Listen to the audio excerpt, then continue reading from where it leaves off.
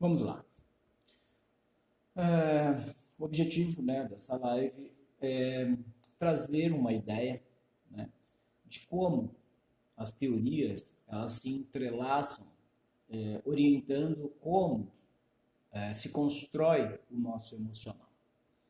Então, eu li, né, vários autores, eu estudei vários autores e, embora as teorias elas seguem caminhos, né, diferenciados, porém ela se junta no final deste caminho com o mesmo propósito. Né? Então eu li sobre Vygotsky, né, sobre Piaget, li sobre a construção da personalidade, né, com alguns autores, e eu agora estou estudando sobre o Winnicott. Né? O Winnicott é um das linhas da psicanálise, e ele vem aí trazendo uma ideia bem legal para a gente poder entender melhor como funciona. Né?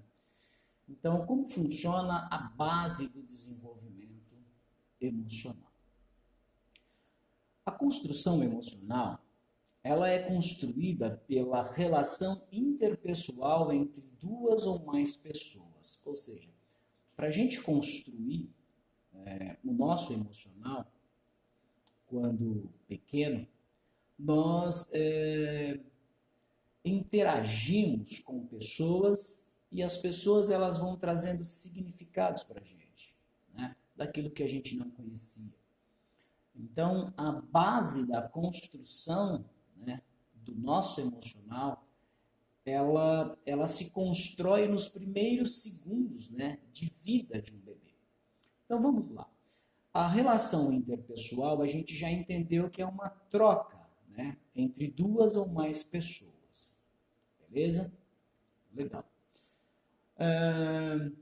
Então, o emocional, ele se constrói por meio de aprendizagem entre símbolos e significados do mundo externo. Então vamos tentar entender. Por exemplo, quando o bebê nasce, ele nasce sem nenhuma configuração. Né? Praticamente como se ele fosse um computador, né? Que precisa baixar os programas, precisa reconfigurar ele, né? Para que ele possa entender os comandos. Então, como que funciona? Os bebês, eles nascem, né, com reflexos inatos, ou seja, dores, sofrimentos, desejos de saciedades, né? E aí ele vai construindo isso na medida que a mãe, né, ou o cuidador, né, quando eu falar de mãe, eu estou falando aqui de pessoas que fazem essa articulação entre o bebê, o cuidado e o mundo externo. Né? Então o cuidador ele está no meio. Por que eu não quero falar sobre mãe?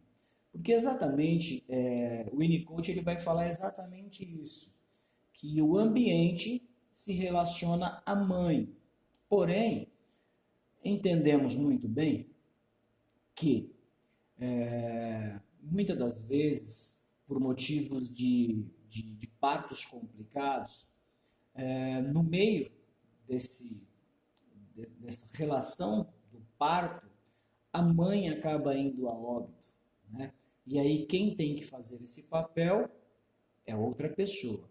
Então, quando eu falar mãe, nós entendemos aqui como outras pessoas, tá bom? Pode ser o pai, pode ser a tia, pode ser a avó, pode ser o tio, né?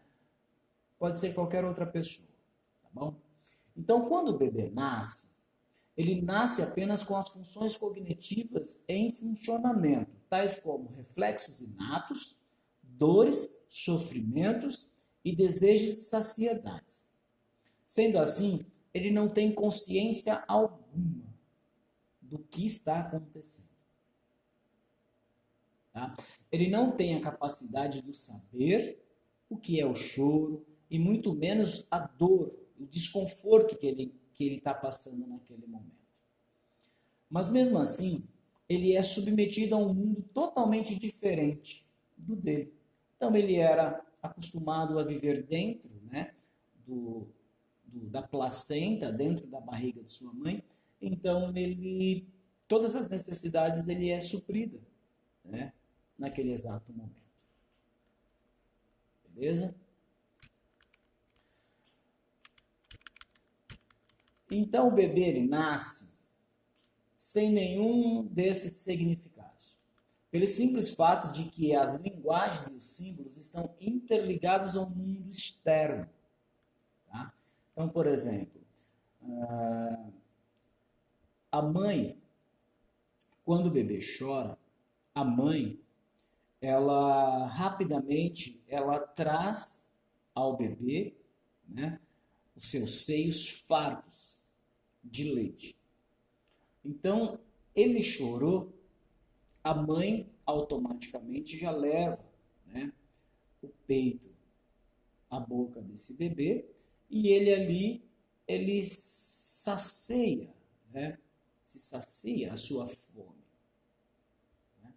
Então, ele começa a entender que, na medida que ele vai chorar, a mãe rapidamente vai levar ele o seios. E a mãe, ela vai conversando com esse bebê. Então ela vai trazendo o significado. Muitas das vezes acontece de que forma? A mãe ela não consegue, né, de maneira alguma, entender muito bem o que está passando com este bebê. Então muitas das vezes ele chora, a mãe dá o peito, sacia. Outras das vezes a mãe dá o peito e ele não consegue, né, parar de chorar. Por quê? Muitas das vezes está relacionado às dores, como cólica, né, sofrimento, né, um desconforto de alguma coisa, ou calor, né, tá demais. Então o choro para o bebê é uma relação de comunicação, né, que é uma relação inata. Então ele não sabe o que é choro. Então, segundo a ideia de Winnicott, ele vai falar o seguinte, que a base da saúde mental é estabelecida nos primeiros contatos com a infância, pelo movimento de cuidados dispensados a crianças por meio do outro. Tá? Ou seja, o bebê depende da disponibilidade de um adulto como a receber daquele adulto as orientações devidas deste comando. Vamos tentar dar um exemplo aí, bem simples. Vamos supor que você está entrando num trabalho, tá? E quando você entra nessa empresa, as pessoas, né, como encarregado, ele vai conduzir você ao pátio dessa empresa para te mostrar qual é o trabalho que você vai exercer naquele determinado momento. Tá bom? Isso ele está trazendo para você a codificação desse significado em relação a essa empresa. Então, nós já começamos a entender aí que as pessoas elas trocam informações com a gente e faz a gente entender, né, o que ocorre em determinado ambiente, em determinadas situações. Beleza?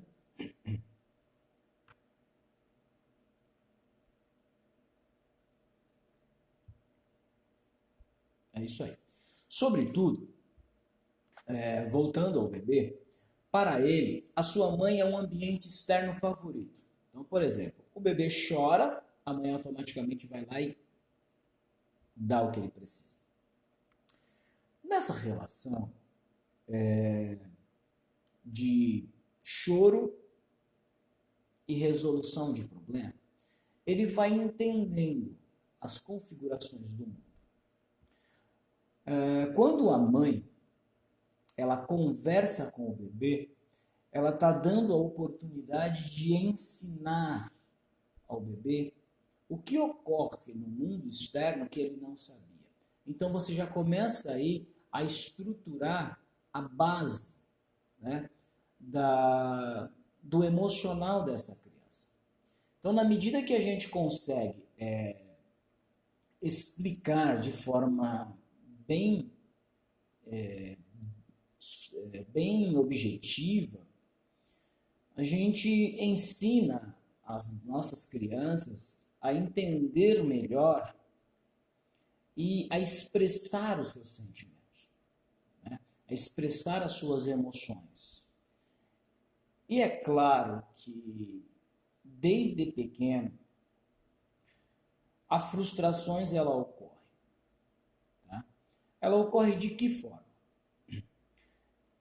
Por exemplo, todas as vezes que o bebê chora, a mãe vai lá e coloca, né, os seios à boca da criança e ele vai lá e sacia a sua fome. Acabou de amamentar, ele dorme, dá uma cochiladinha, depois ele levanta rapidamente e chora porque ele quer o peito de novo.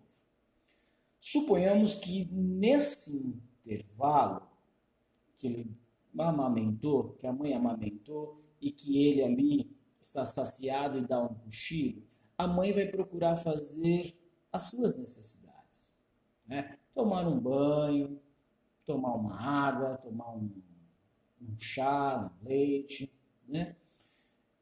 E quando esse bebê acorda e ele chora e a mãe está ocupada, ela não consegue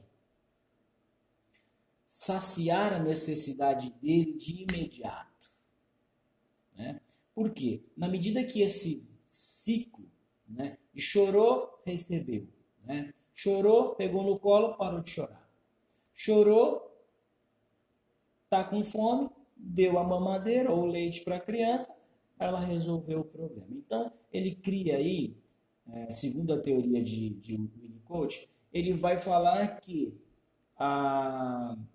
ele vai criando uma certa onipotência, ou seja, num toque de mágica, tudo acontece, né? Então, ele cria ali uma sensação de onipotência, né? Tudo que ele pensa, existe. Porém, começa-se a ser confrontado com o mundo externo. O mundo externo não funciona assim. Por isso que alguns profissionais, como nós mesmos, como terapeuta e coach, nós orientamos, né, as mães a entender essa questão de entender a sua autonomia, né?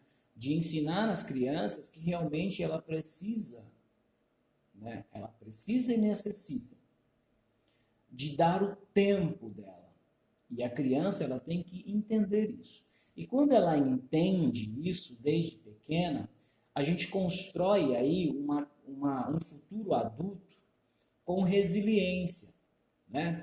Crianças que tudo que pede a mãe dá, a gente está criando aí, como dizem aí, né? Algumas pessoas falam que está criando pessoas, né? Crianças com emocional de Nutella, né? É uma coisa que é mole, né? E ao mesmo tempo pegajosa, mas porém não consegue se desenvolver sozinha. Então, nós entendemos exatamente isso pelo que nós compreendemos nesse texto. Tá? Então, o que nós vamos aprender um pouco mais? Como ocorre a primeira frustração? Né? A gente já deu aí um pequeno exemplo, então vamos lá. Como ocorre a primeira frustração no bebê?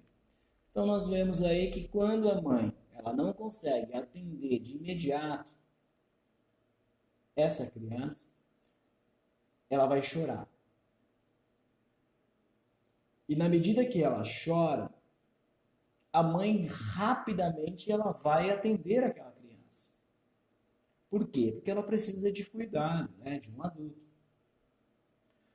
Porém, todas as vezes quando esse ciclo se repete, vai criando hábito na criança. e vai desenvolvendo essa criança como egocêntrica, né? Até o primeiro momento é interessante, por quê? Porque ele cria fantasia, né? É nas fantasias que ele vai criando as imaginações. Isso está trabalhando o emocional dessa criança. Ele está compreendendo que o mundo gira em torno dela. Isso, para o Winnicott, é importante, né? Mas quando ocorre a primeira frustração desequilibra, né, aquela visão, né, aquela imaginação daquele bebê, né? Então você desequilibra. Só que ele fala que esse desequilíbrio ele é importante. Por quê? Na medida que você mostra para ele que o mundo real não é um mundo imaginário como ele imaginava, então você começa a acolher ele. E na medida que você acolhe, você fala, calma, filho, não tem como a gente atender você de imediato. Por quê? Mamãe estava no banheiro, né? Mamãe estava atendendo o telefone, mamãe estava ocupada. Então você vai fazendo com que esses significados da espera, você está trazendo esse significado para ele de que realmente o mundo precisa de uma espera. Não existe só ele no comando, né? Não existe só ele de bate-pronto. E o que é interessante é que como forma de recompensa, né, e sadia, a mãe ela vai acolher essa criança. Então ela vai suprir essa necessidade dele. Então, frustrou, abraçou, demonstrou carinho, demonstrou atenção, cuidado, diálogo, né, orientação, né, sobre isso. Vai falar também que existem outras pessoas no ambiente. Se tiver, por exemplo, outro irmão, vai mostrar para ele, né, ó, nós estamos em 4 pessoas, né? Existe o seu pai, existe a sua mãe, né? Existe o seu irmão, existe você. É claro que você precisa de mais atenção, de mais cuidado, mas você também precisa entender, né? Então, conforme você vai entrando com esses diálogos sutis, né, de ensinando, de aprendizagem para esse bebê, a gente vai construindo um emocional equilibrado, né? Um emocional que cria resiliência, que cria este cuidado e que ao mesmo tempo ele sabe que às vezes esse cuidado vai falhar. Então o Winnicott ele vai trazer essa ideia de que a mãe suficientemente boa, ou seja, uma mãe que ela tem as suas falhas. E ele vai entender as falhas da sua mãe na medida que você começar a conversar com ele. Existem casos, né, das mães, né, dos pais, não dizer aos seus filhos exatamente sobre essas dificuldades, essas limitações que ela tem. Porque ninguém é perfeito, né? E aí ela começa a criar aquela imaginação de que somos realmente super-homens, né? Meu pai, a minha mãe são os heróis e esses heróis eles nunca perdem uma luta, nunca perdem uma batalha, mas não é bem assim. A gente sabe muito bem que não é bem assim. Existe um momento das nossas vidas que a gente também se encontra meio que perdido no meio de tudo isso. Porque muitas das vezes a gente não foi considerado aí com a nossa construção emocional de forma correta. Então houve deficiência demais, né? Então Maslow vai falar sobre as necessidades da personalidade. Então, na medida que a gente vai precisando da necessidade básica, atingimos aquelas necessidades básicas, a gente vai criando aí um novo patamar e a gente vai desenvolvendo outras habilidades para superar aquelas fases, como ele diz, uma pirâmide, né? Então, na medida que a gente não orienta os nossos filhos em relação a isso, nós criamos aí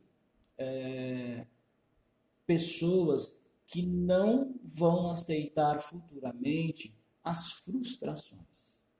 Tá? Então, ela nunca e nem jamais vai aceitar qualquer tipo de frustrações. Eu quero dar aqui um exemplo básico que hoje nós entendemos de que forma?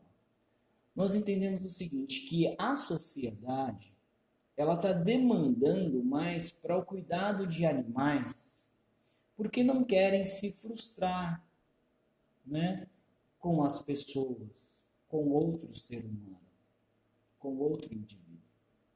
E isso é um erro, né, das nossas vidas, que a gente vem praticando isso. De que forma? Que a gente vai deixando as pessoas e vamos cuidando mais de animais, porque animais não vai frustrar a gente. Animais não vai xingar a gente.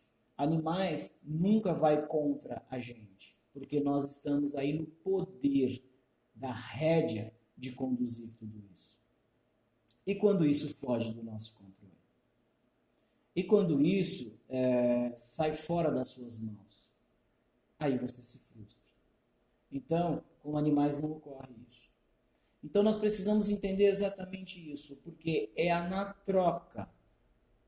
Por exemplo, eu estou aqui falando com você, você está aí do outro lado, né?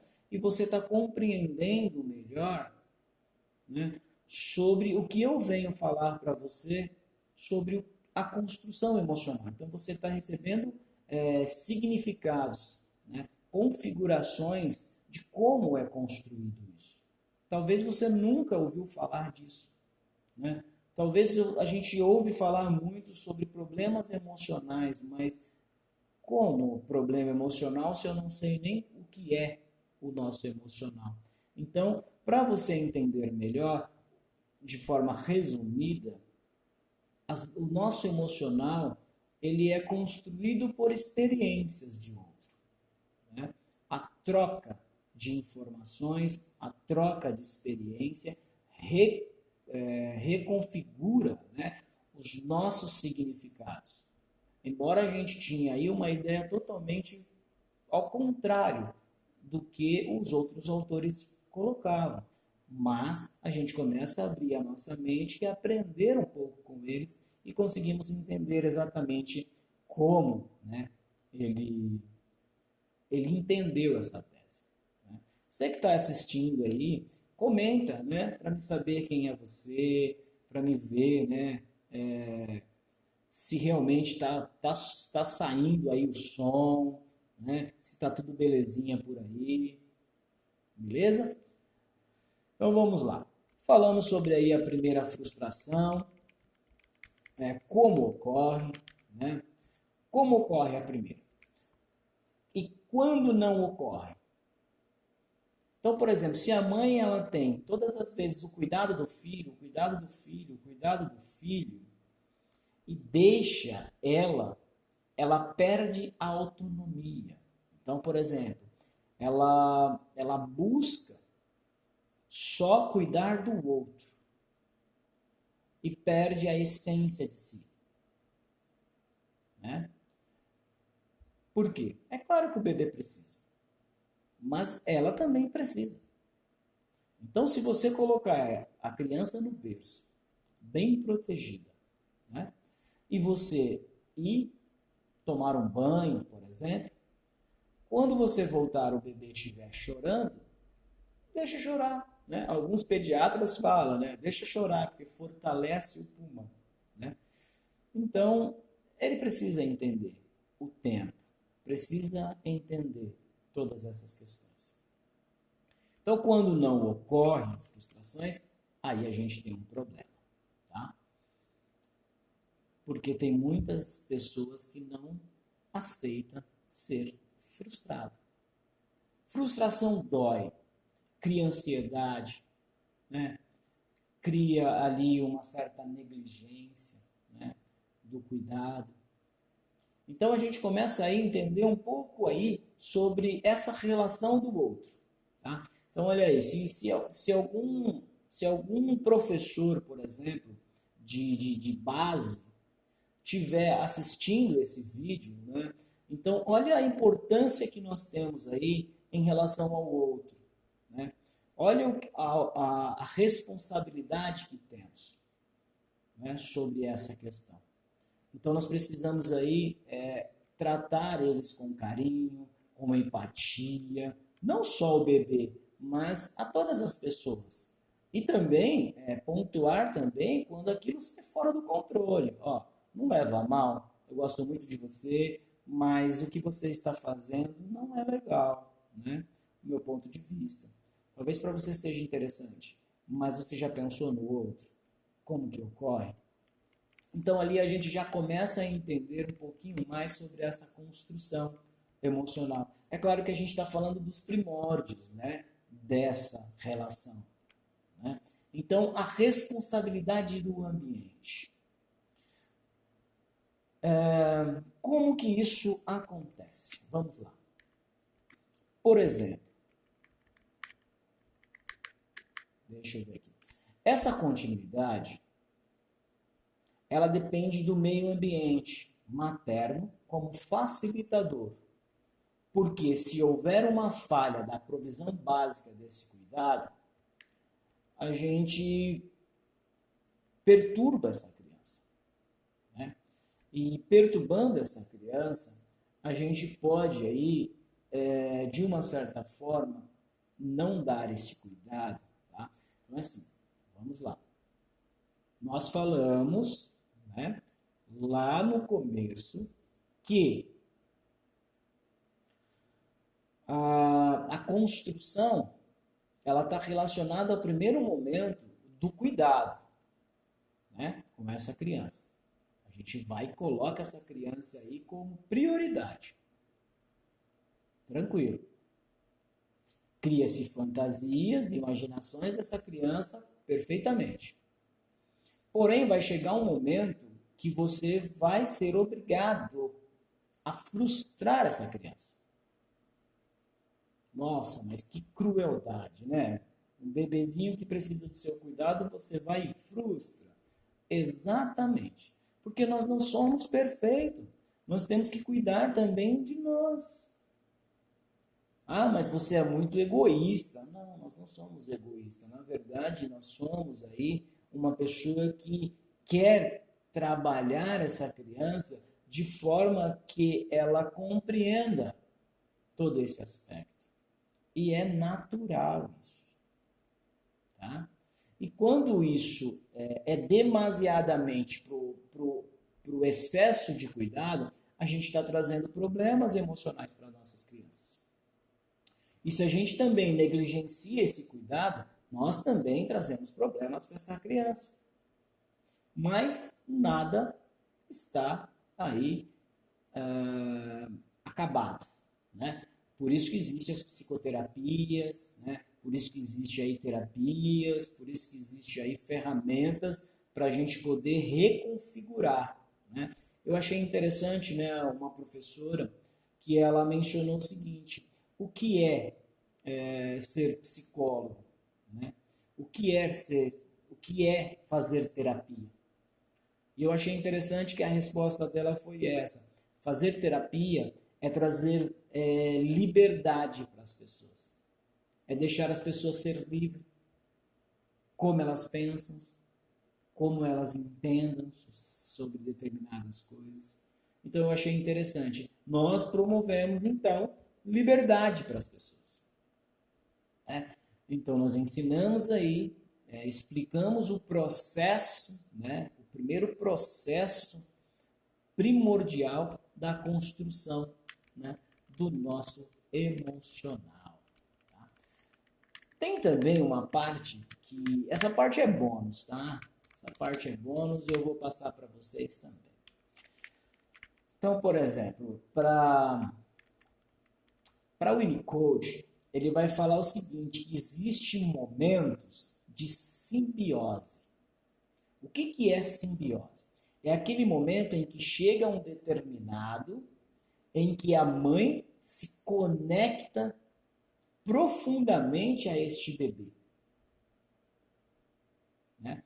E aí a gente começa a perceber o seguinte: Sabe aquelas briguinhas ou aquelas frustrações, né, no outro, por exemplo, no marido, em relação ao seguinte: quando a mãe só quer cuidar do bebê, ela abre mão dos cuidados dela e do esposo para cuidar do bebê, ela tem que cuidar de um e de outro. Isso é natural, né? Ou você cuida de um ou você cuida de outro. Mas aí a gente entende o seguinte, que a mãe, ela sofre uma fusão, né? Uma fusão em relação ao bebê e à mãe. Aí, vamos tentar entender.